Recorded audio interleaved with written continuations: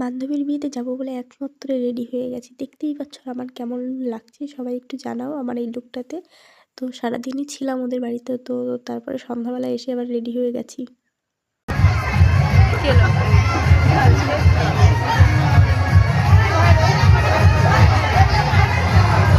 বিয়েবাড়িতে এসে দেখি অর্ধেক বিয়ে হয়েই গেছে। আমরা অনেক লাস্টে চলে এসেছি, কারণ অনেক দূর থেকে এসেছি, এর জন্য অনেকটা শেষে। তো আসার পরেই দেখো আমরা কিন্তু ফুচকা, আসলে কি বলতো, আমরা যখন একসাথে স্কুলে যেতাম বা কলেজে যেতাম, আমরা অনেক ধরনের গল্পই করতাম। তো আমরা সবাই বলতাম যে তোর বিয়েতে যাব, মজা করব, অনেক আনন্দ করব। তো এরকমভাবে আমরা সবাই ইয়ার্কি আড্ডা মারতাম। তো সেই দিনটা জানি না হট করে চলে আসলো এত তাড়াতাড়ি আমাদের সামনে।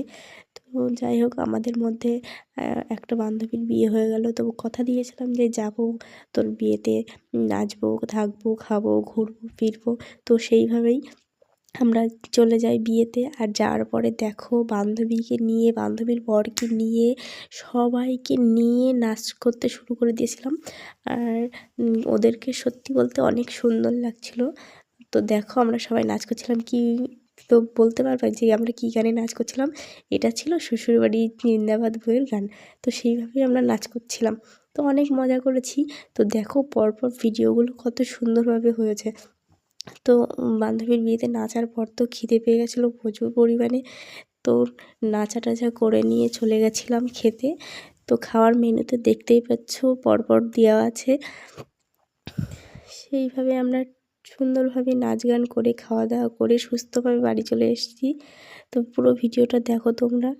আর মিউজিকটা আমি দিতে পারছি না, কারণ কপিরাইট চলে আসবে এর জন্য।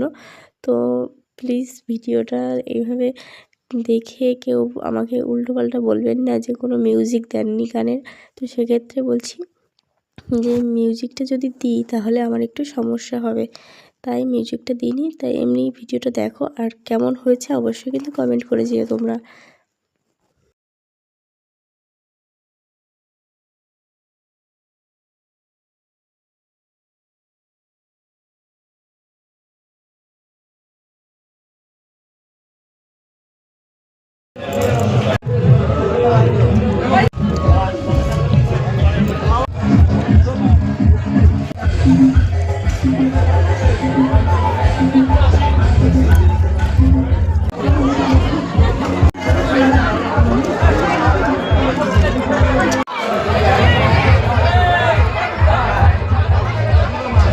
বান্ধবীর বিয়ে খাওয়া দাওয়া করে চলে আসলাম বাড়িতে। এই দেখো আমি চলে এসেছি বাড়িতে গাইস, চলে এসেছি, অনেক মজা করেছি।